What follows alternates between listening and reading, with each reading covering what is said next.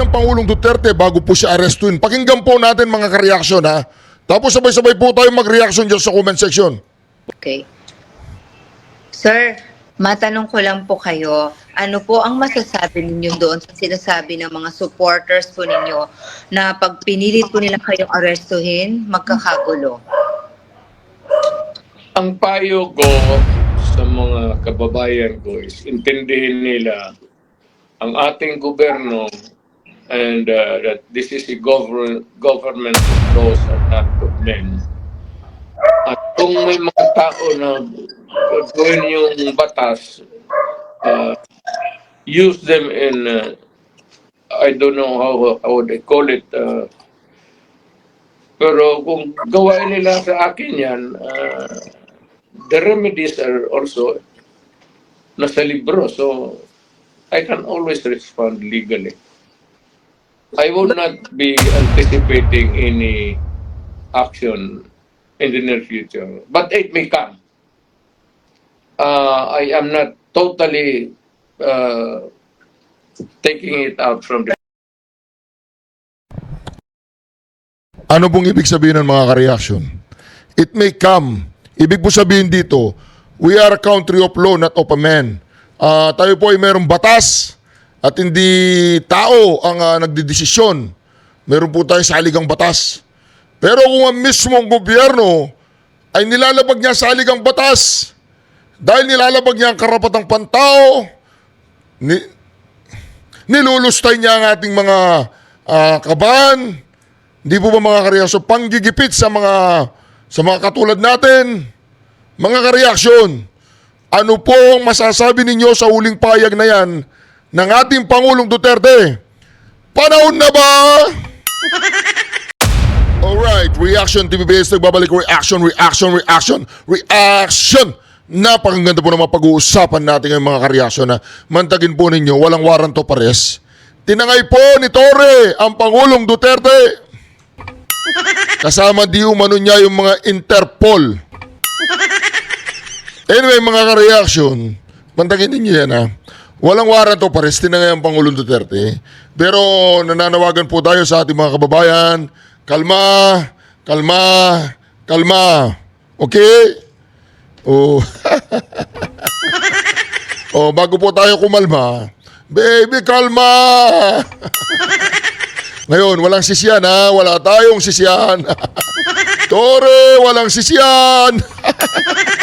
Okay, mga ka-reaction. Ito po, pakinggan po natin ito ha. Pakinggan natin ito.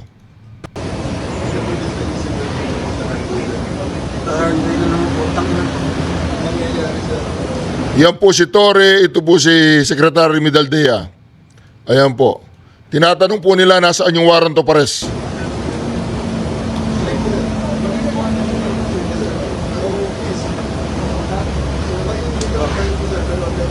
Walang warrant.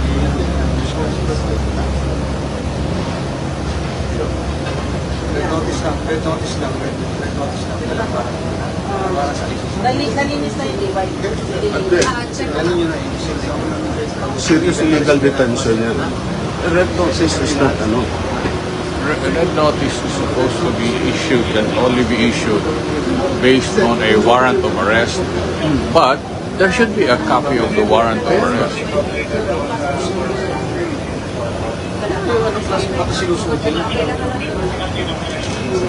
They can start using it.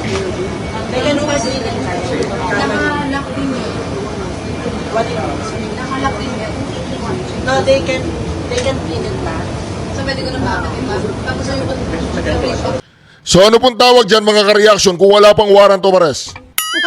Illegal detention!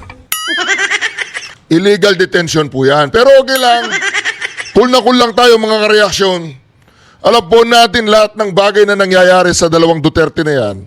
Kay BP Sara Duterte at sa Pangulong Duterte ay mayroon pong yung sa taas. Kasama po yan sa tinatawag nilang dadaanan ng Pilipinas para tuluyan na tayong babangon. Ngayon, itong bobong administrasyon na ito, kung inaakala nila na ganyan-ganyan lang ang mangyayari ngayon, kung inaakala ninyo na happy-happy lang si Torre, Ito po si Torre, pakinggan po natin si Torre. General, good morning, Raul po. Ano pong, sir, give me plano lang. Wala sir, salubungin lang namin sir. Yung warrant, sir, si-serve Hindi nyo. sir, may taga-PCTC. May Ah. taga-Interpol. Interpol. Yes sir. So kayo ang lead, sir? Yes sir, yes sir. Kumusta kasi, sir? Hindi mo pwedeng... Sige, sir. Kung magiging plano, sir? Paalam anong plano nila. Kasama ko yung doktor PRD. Sige po. Any statement, sir, regarding the serving of the warrant? Sunod tayo sa bata. Okay. Sige po, sir. Sige po. O, diba? Ano pong sabi ni Senator Bongo? Sumunod tayo sa batas. Paano kung hindi sila sumusunod sa batas? Oy, kalma ha. May mga nananabagang people's power dyan. Kalma lang, kalma. Mag-ingat po tayo. Baka biglang ibagsak yung martial law. Baka gumagawa sila ng paraan para hindi natin pag-usapan yung bicameral committee report at wag natin pag-usapan yung PhilHealth na tinaratado nila at wag natin pag-usapan yung maraming tinatawag nilang korupsyon. Ito mga ka-reaction ingat-ingat lang tayo. Pero kung talagang edi Duterte!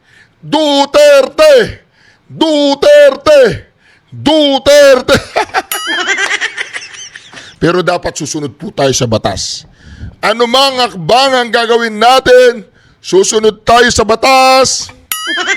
Paano kung hindi na umiira lang batas? Anong gagawin ng taong bayan kung hindi na umiira lang batas? Di manalangin tayo. Anong gagawin natin? So mga ka-reaction, hindi po ako masaya dahil inaresto o tinangay nila ang Pangulong Duterte.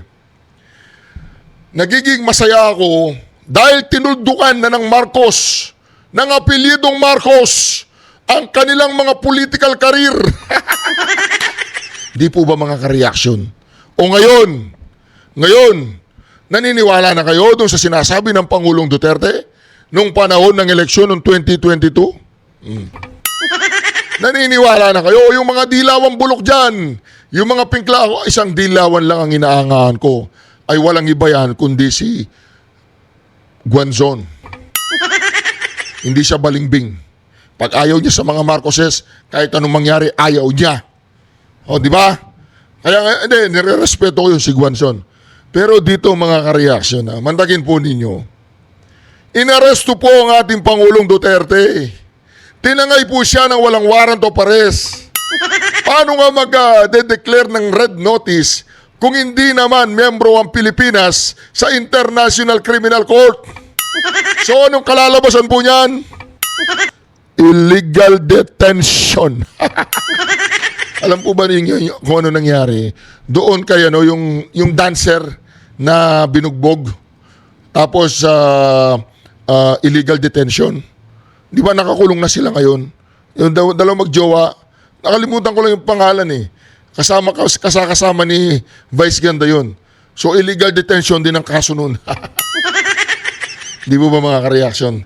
Ngayon, di ba simula na. So masaya na kayo na kulong nyo ng Pangulong Duterte.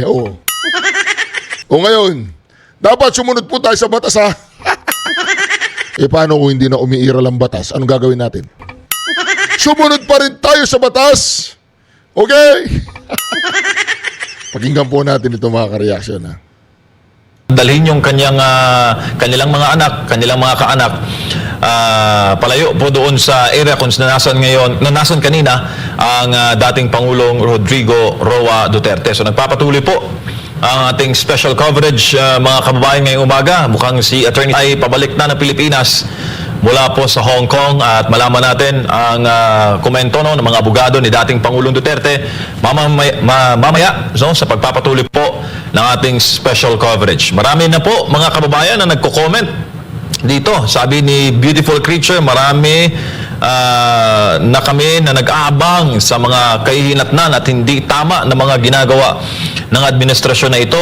Sabi, aabangan kung saan dadalhin at hinihikayat nila ang ating mga kababayan na mag-vigil, no? At sabi naman dito ni Maldita May, naghihimok na suportahan ng dating presidente at magpadala ng mga mensahe at mga pagdalaw daw kung nasan man ngayon ang former chief executive. Sa ating pong mga nakuha na informasyon, wala na sa NAIA Terminal 3 ang dating Pangulo. Dinala na po possible sa Campo Crame. Ang malinaw, hawak na po siya ngayon ng mga otoridad. Ang daing po ng kanyang mga malapit na kaalyado, lalo na si Senator Bongo, ay wala pong kasamang doktor ang dating presidente at dinadaing niya na ito'y constitutional right ng dating Pangulo, no? Na makasama yung kanyang doktor kung nasan man siya sa mga panahon ngayon. At nagkomento rin ang kanyang misis, no? Si Miss Hanilet, may bahay ng dating Pangulo, at nireklamo nga yung pagiging abusado, no, ng mga otoridad sa pagdating kanina ni former President Rodrigo Duterte. Balikan po natin, no, ang mga ganap sa NAIA Terminal 3. So mismo pong si Madam Anilet, sinabi po niya na naging abusado po yung mga otoridad. Sino ba yung otoridad doon? Di ba si Torre? Naging abusado daw po siya. Ito, tuloy natin. Sa nagpapatuloy po natin na special coverage dahil hanggang ngayon ay nag-aabang pa rin ng kalinawan, no, ang ating mga kababayan hinggil po dito sa issue na ito. Kanina ay nakausap, no, ng ating kagabi nakausap po ng ating news team sa Hong Kong si former President Rodrigo Duterte, no, at sinagot niya ng isa-isa yung mga issue dito at mapapansin natin mga kababayan ang napaka kalmado na demeanor, no, ng dating presidente. Sa kanyang pahayag, sinabi niya na gagawin niya, haharapin niya ang problema na ito ng direkta, gagamitin niya ang kanyang kaalaman. At sabi niya rin, hanggat nasa politika siya ay magiging constant o common target sa mga issue na ito. At sinabi niya rin, tanggap niya rin na anuman ang mga nangyayari sa kanya ngayon ay bahagi po ng kanyang buhay politika. At muli niyang binigyan ng diin na ang problema na ito ay hindi niya po aatrasan at ang problema na ito ay haharapin niya bilang abogado. Natanong rin siya kung nakikita niya na ba ito na senaryo na mangyayari sa kanyang political career. Sinabi niya na for the longest time ay nakahanda na siya. Hindi siya nagpapanik, nananatili siyang kalmado, at sa demeanor po ng dating presidente, makikita po natin na wala siyang pinagsisisihan. At sinabi niya na no apologies, no excuses and no remorse, at handa siya sa magiging kahihinatnan kung karera sa politika, lalo pat siya ngayon ang target, no, ng mga pag-uusig. Galing po siya Hong Kong at hinarap po siya ng ating mga kababayang overseas Filipino workers doon, at tuwang-tuwa, no, ating mga kababayan sa event sa Wan Chai, Hong Kong. At talagang may instance mga kababayan na umiyak. No?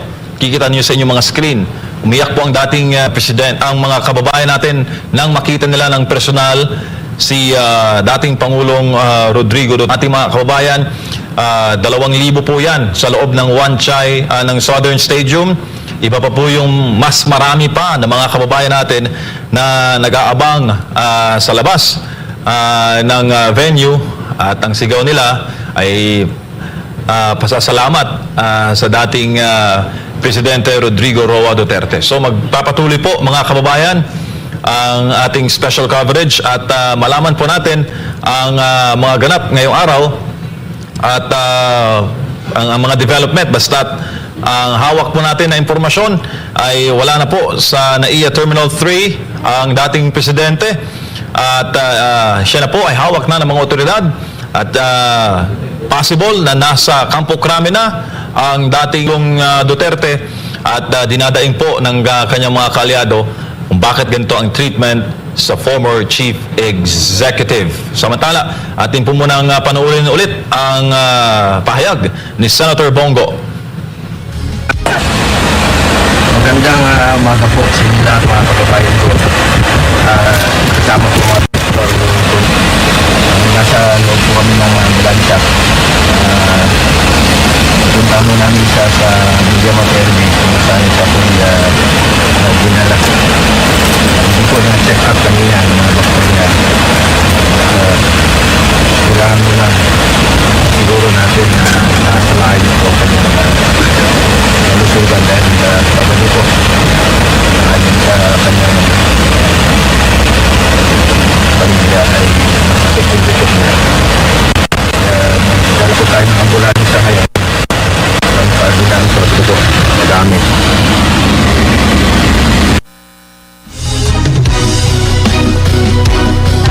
At mukhang nakaalis na ng paliparan ang senador at pupuntahan ang lokasyon ng dating Pangulo kasama ang kanyang mga sa sinabi kanina ni Senator Bongo na ang mga doktor ay hindi kasama ng dating punong ehekutibo at kasama niya ngayon ang mga doktor at may nakatakda sana na medical procedure ang dating Pangulong Rodrigo Duterte bukas. Pero dahil nga sa mga development ngayon ay mukhang nahihirapan ang kampo ng dating punong ehekutibo dahil sa ginagawang sa kanya ngayon ng kasalukuyang administrasyon, at marami pang naging live.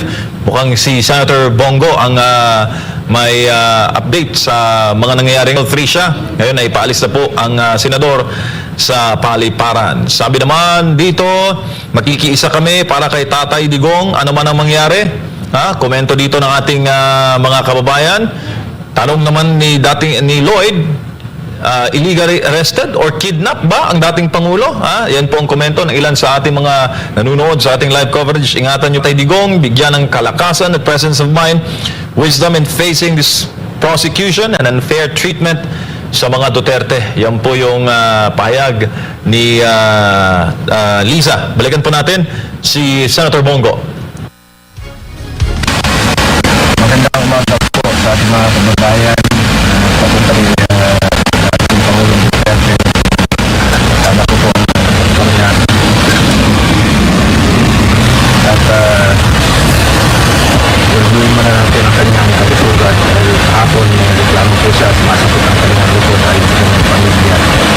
Kaya nagdala po kami ng kagamitan ng ambulansya. Importante po at karapatan ng bawat Pilipino. Unahin ang kalusugan. Constitutional right po yan. Medical.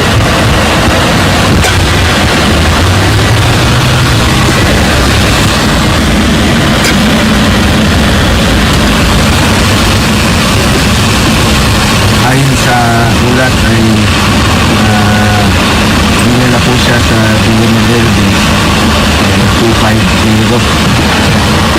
Ito po yung dating kung saan po ito yung air wing na nag-reserve po sa former President Duterte. Ito tayo sa loob ng ambulansya. Dasal niyo po si dating Pangulong Duterte. Importante sa kanya, importante sa atin lahat ang kalusugan. Former President Duterte.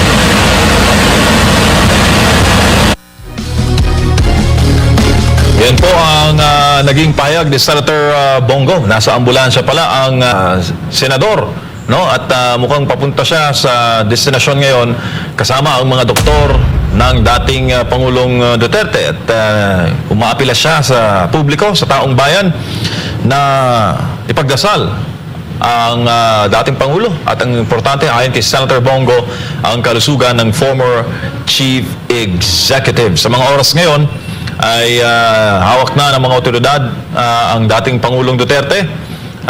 Baka nasa Campo Crame or dalhin siya sa isang ospital. So, ang malinaw ngayon, hawak ng impormasyon ng SMNA News ay nasa kamay na ng mga otoridad ang dating Pangulong Duterte. At may kanina sa video live feed mula kay Veronica, yung anak ng dating Pangulo, na rinig natin ang daing ng kanyang may bahay na si Miss Hanelet Avancenia sa pagiging ng treatment o na pagtrato ng sa dating Pangulo. Narinig natin yung mga salitang abuso o nagiging abusado raw yung yung mga otoridad sa dating Pangulo.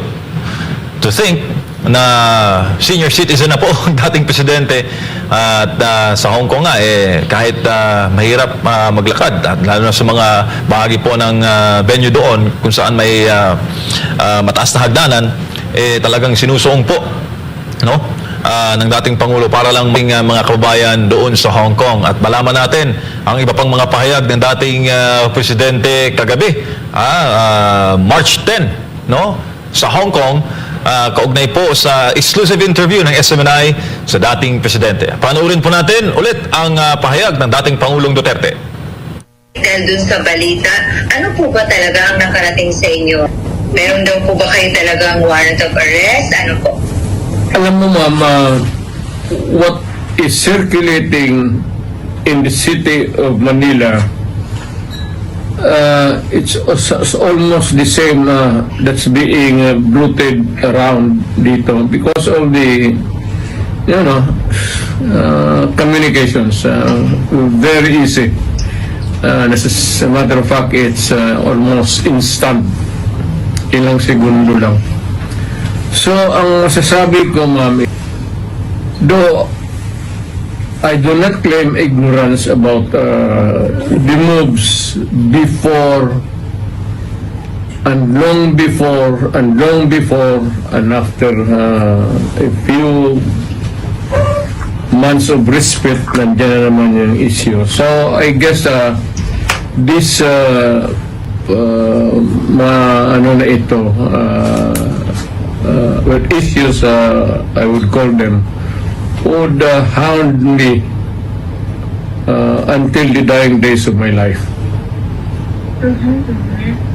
Okay. So, ano to, sir? So, they won't really stop. Again? So, talagang hindi sila titigil, sir? No, as I remain, mainly if I remain to be a politician, but it might simmer a little bit down the line. Pero pag hindi na masyado ako active. But for as long as I am there in the political arena of the Republic of the Philippines, I would be a constant, not really issue, but a good, for whatever I say or whatever I do, and what happened yesterday and what will happen tomorrow. Alright. Ganon ba? Sir, okay, sir, does this bother you, sir? Itong mga naglutangang information na meron ng warrant sa inyo? Warrant of arrest? Alam mo, ma'am, sa totoo lang, I have been in politics for almost nearly 30 years. Been mayor, lahat na klaseng issue. Firstly as vice mayor, congressman, then as president. Hindi ko naman siya nasabi minamaliit ko. Pagyayabang yan eh. But it's almost day in, day out, month long, year after year. It has become an irritation, really. Especially if patanda ka na and you still have to deal with the same questions and issues until now. Pero I take it as part of my political life. Kasi nandyan ay early on nagpasok ako sa gobyerno as a prosecutor that verily as ilang taon lang pumasok na ako sa politika. Okay. Sir, kung sakali nga po na meron at kayo ay pasoman po, will you appear? Again, If ever na meron nga po talaga, kung talagang totoo nga itong warrant of arrest, utang. Sakaling meron niya talaga, what's your plan po? Will you appear kung sakaling ipasomon po kayo, sir? I would say that not really appear or non-appearance, but I will deal with the problem directly, frontally. As a lawyer, gagamitin ko na yung pagka-abogado ko. Okay, sir. So, suffice to say that you have been prepared for this po, Mr. President? For the longest time since, as far as I can remember, maaga ako ng ilang years early on, so that to be around siguro, put it lightly, mga first 5 years, first term, second term, nandyan na yan. So, learn to deal with the problem directly, frontally, and walang pasikot-sikot. Alright. I have been very frank all these years. Alright. Okay. Po si pasok po ngayon. Sir, ano lang sabi sa inyo? Pagkababa ng aeroplano, kinuha na siya ng Interpol, gano'n? Hindi ko alam kung sino kumuha sa kanya, pero may mga pulis. At hindi ko kami pinapasok, pinagbawalan po. Ako, ang mga doktor. Doktor po ang kasama ko. Yung arrest warrant daw po is from Interpol. Hindi ko pa po makukonfirma yan. Pero saan daw po ididiretso si PRRD, sir? Yan po ang hindi pa namin masasagot sa ngayon. Magbabalita po kami sa inyo makita natin. Para komportable sila. Ayun. Sir, kumusta daw po si PRRD? Hindi ko pa po masabi kung nasa maayos ang kalagayan dahil kagabi po masakit daw po ang kanyang likod. Kaya siguraduhin mo natin na sa maayos ang kalagayan. Dito po yung mga doktor niya sa yung medical team. Sir, after po na mahawakan ng PNP si PRRD, paano po ba? Isasayalin po ba siya sa medical check-up muna bago po na tuluyan ng PNP? Karapatan po ng Pilipino na magpa-check up muna siya. Tingnan kung nasa maayos ang kalagayan.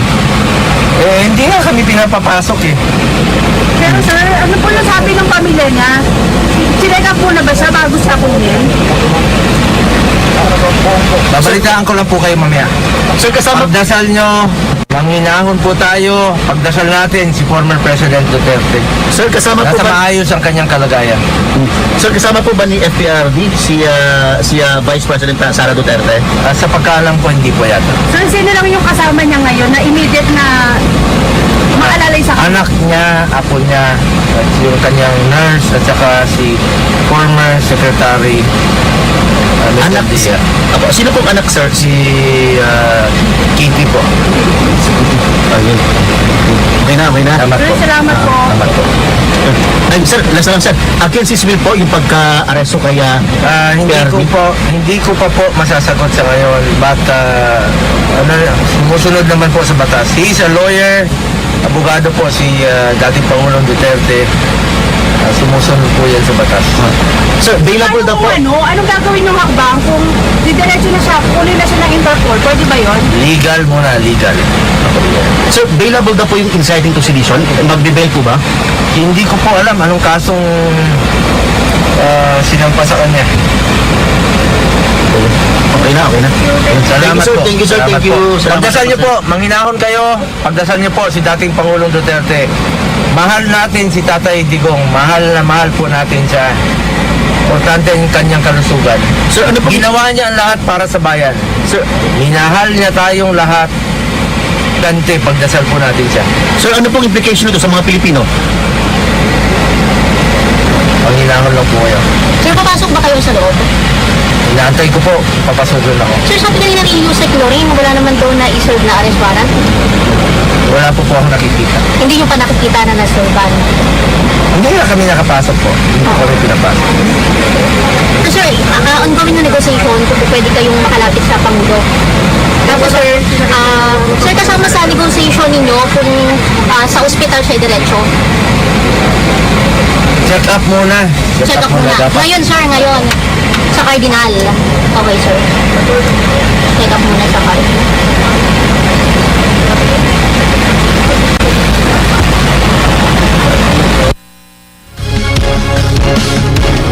Yan po ang bahagi ng mga panayam kay Senator Bongo.